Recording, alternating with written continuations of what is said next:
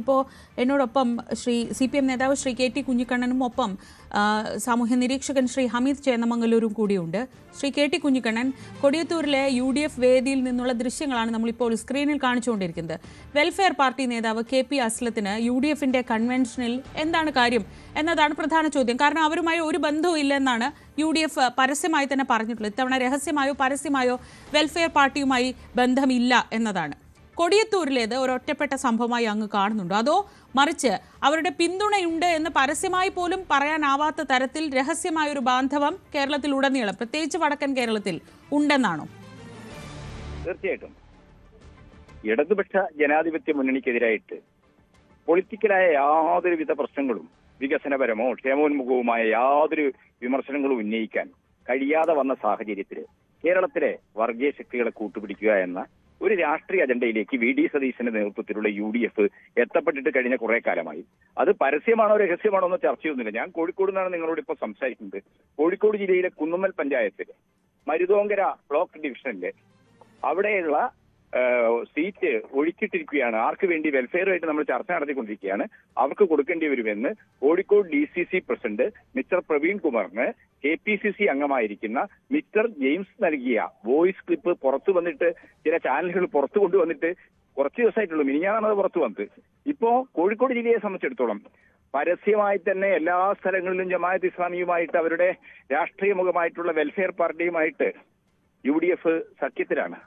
അത് പരസ്യമാണോ രഹസ്യമാണോ? തെരഞ്ഞെടുപ്പിൽ അവർ ധാരണയുണ്ട്, കൃത്യമായ ധാരണയനുസരിച്ചാണ് അവർ നീങ്ങുന്നത്.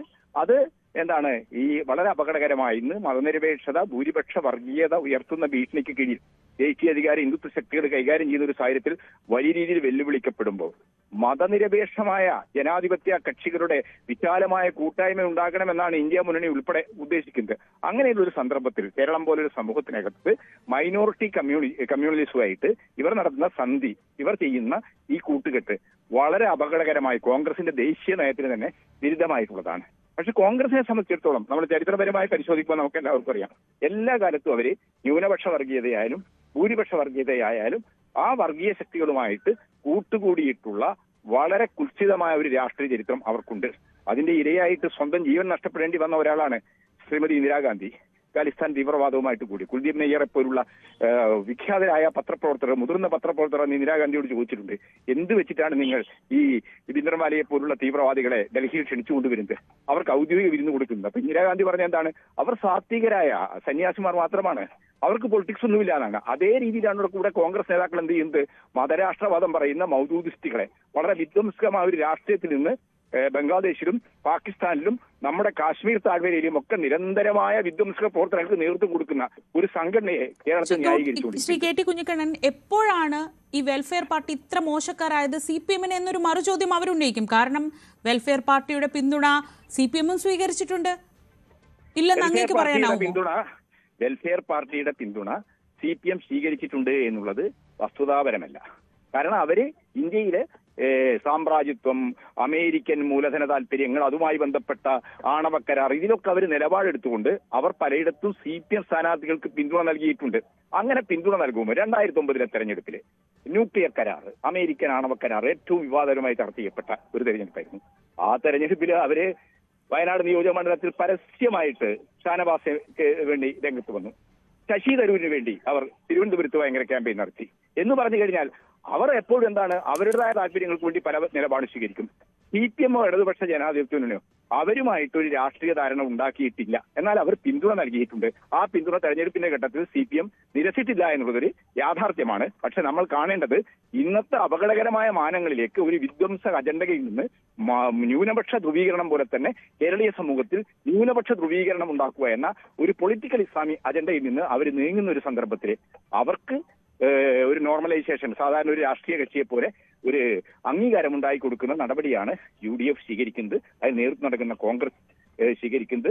അത് ഹിന്ദുത്വ ഫാസത്തിനെതിരായിട്ടുള്ള സമരത്തിൽ മതനിരപേക്ഷ ശക്തികളെ ദുർബലപ്പെടുത്തുന്ന, അതിന് വലിയ രീതിയിൽ ഭംഗം വരുത്തുന്ന ഒരു നിലപാടാണ് കോൺഗ്രസ് സ്വീകരിക്കുന്നത്. അങ്ങയിലേക്ക് ഞാൻ വരാം. ശ്രീ ഹമീദ് ചേന്നമംഗലൂർ, അങ്ങയുടെ ചേന്നമംഗലൂർ ഉൾപ്പെടെയുള്ള സ്ഥലങ്ങളിൽ വെൽഫെയർ പാർട്ടി വളരെ സ്വാധീനമുള്ളൊരു മേഖലയാണ്. മുക്കത്തായാലും ചേന്നമംഗലത്തായാലും ഒക്കെ അവിടെ അടക്കം പിന്തുണ വേണ്ട എന്നൊരു നിലപാട് എടുക്കേണ്ടി വന്നത് ഒരുപക്ഷെ കോൺഗ്രസിന് വലിയൊരു സമ്മർദ്ദത്തിന് പുറത്താണ്. ലീഗ് ഒരു വശത്തുണ്ട്, അപ്പുറത്ത് നേരത്തെ ഇ കെ വിഭാഗത്തിൻ്റെ മുഷാവറ തന്നെ ഒരു നിലപാടെടുത്ത സാഹചര്യത്തിൽ ലീഗിന് പ്രശ്നങ്ങളുണ്ടായിരുന്നു. മറുവശത്ത് മറ്റ് വിഭാഗങ്ങളിൽ നിന്നുള്ള പിന്തുണ നഷ്ടപ്പെടുമെന്ന ആശങ്കയുണ്ട്. നിലമ്പൂരിൽ എന്തായാലും അങ്ങനെ ഒരു പുതിയൊരു പരസ്യമായൊരു നിലപാടെടുത്തത് തിരിച്ചടിക്കുകയും ചെയ്തു. ഈ സാഹചര്യത്തിൽ സമ്മർദ്ദത്തിന് പുറത്ത് മാത്രമാണ്. പക്ഷേ ഇത് വളരെ പ്രധാനപ്പെട്ടതാണ് എന്ന് കോൺഗ്രസും യു ഡി എഫും തിരിച്ചറിയുന്നുമുണ്ട്. അങ്ങനെയെങ്കിൽ അത് പറയാനുള്ളൊരു ആർജവം കാണിക്കണം, അല്ലേ? അല്ലാതെ ഇപ്പോൾ പരസ്യമായ ഒരു വേദിയിലെത്തുന്നു, പല സ്ഥാനാർത്ഥികളും യു ഡി എഫിൻ്റെ പിന്തുണയുള്ള സ്വതന്ത്ര സ്ഥാനാർത്ഥി എന്ന ഉടുപ്പിട്ട് വരുന്നു. ഇത് നേരത്തെ ഞാൻ ശ്രീ എ സജീവനോട് ചോദിക്കുകയായിരുന്നു, ഇതൊരു കണ്ണിൽ പൊടിയിടൽ മാത്രമല്ലേ?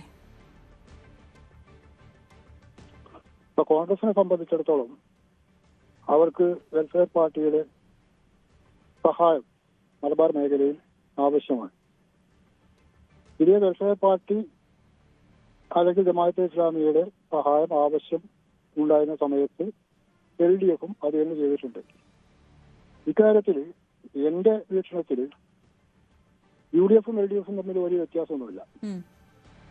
2019 അതുപോലെ 2024 ജമാഅത്തെ ഇസ്ലാമി അല്ലെങ്കിൽ അവരുടെ വെൽഫെയർ പാർട്ടി എന്ന രാഷ്ട്രീയ മുഖം പിന്തുണച്ചിരുന്നത്, വോട്ട് ചെയ്തിരുന്നത് കോൺഗ്രസിനാണ്.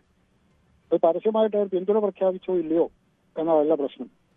അതിന് അവർക്ക് അവരുടേതായ കാരണങ്ങളും ഉണ്ടായിരുന്നു. 2014 BJP അധികാരത്തിൽ വന്നു. 2019 ഇനിയും BJP അധികാരത്തിൽ വരുന്നത് തടയണമെങ്കിൽ കേരളത്തിൽ 20 സീറ്റിൽ CPM ജയിച്ചുകൊണ്ട് കാര്യമൊന്നുമില്ല. കേരളത്തിൽ കോൺഗ്രസ് ജയിച്ചാൽ അഖിലേന്ത്യാ തലത്തിൽ വലിയ പട്ടിയാകാൻ സാധ്യതയുള്ള ഒരു പാർട്ടി കോൺഗ്രസ് ആണ്. അതുകൊണ്ട് CPMന് അല്ലെങ്കിൽ LDFന് വോട്ട് ചെയ്യുന്നതിന് പകരം 2019 ജമാഅത്തെ ഇസ്ലാമിക്കാരും അവരുടെ രാഷ്ട്രീയ പാർട്ടിയായിട്ടുള്ള വെൽഫെയർ പാർട്ടിക്കാരും ഒക്കെ വോട്ട് ചെയ്തത് കോൺഗ്രസിനാണ് അല്ലെങ്കിൽ UDFനാണ്. അവിടെ ലക്ഷ്യം BJP അധികാരത്തിൽ വരുന്നത്, കേന്ദ്രത്തിൽ അധികാരത്തിൽ വരുന്നത് എങ്ങനെയെങ്കിലും തടയുക എന്നായിരുന്നു. അത് കഴിഞ്ഞ് 2024 വീണ്ടും പാർലമെന്റ് ഇലക്ഷൻ നടന്നപ്പോൾ UDFനൊപ്പം തന്നെയാണ് ജമാഅത്തെ ഇസ്ലാമിയുടെ വെൽഫെയർ പാർട്ടിയിൽ നിന്നത്. അപ്പോഴും അവിടെ ലക്ഷ്യം കോൺഗ്രസ് എന്ന പാർട്ടി, ആ ഒരു പാർട്ടിക്ക് മാത്രമേ ദേശീയ തലത്തിൽ സാന്നിധ്യമുള്ളൂ. ദേശീയ തലത്തിൽ BJPയോട് മത്സരിക്കാൻ കഴിയുന്നു എന്ന് പൊതുവെ കരുതപ്പെടുന്ന ഒരു പാർട്ടി എന്ന നിലയിൽ BJP അധികാരത്തിൽ വരുന്നത് തടയുക എന്ന ലക്ഷ്യത്തോടു കൂടി കേരളത്തിൽ അവര് 2024 പാർലമെന്റ് ഇലക്ഷനിൽ വോട്ട് ചെയ്തതും UDFനാണ്. ഇതിന്റെ ഒക്കെ ലക്ഷ്യം അതായിരുന്നു, BJP തകർക്കുക എന്നതായിരുന്നു. BJP തകർക്കുക എന്നാൽ അധികാരത്തിൽ വരുന്നത് പരമാവധി ഇല്ലാതാക്കാൻ നോക്കുക എന്നുള്ളത് മാത്രമായിരുന്നു അവർക്ക്. പിന്നെ ഇപ്പോൾ പാർലമെന്റ് ഇലക്ഷന്റെ പഞ്ചായത്ത് ഇലക്ഷന്റെ കാര്യം പറയുകയാണെങ്കിൽ 2010 ഞാൻ ഉൾപ്പെടുന്ന മുക്കം പഞ്ചായത്താണ്, ഇപ്പം മുനിസിപ്പാലിറ്റിയാണ്. അന്ന് CPM ഭരിച്ചത് ജമാഅത്തെ ഇസ്ലാമിക്കാരിയായ ഒരു വനിതാ മെമ്പറുടെ സഹായത്തോടു കൂടിയാണ്.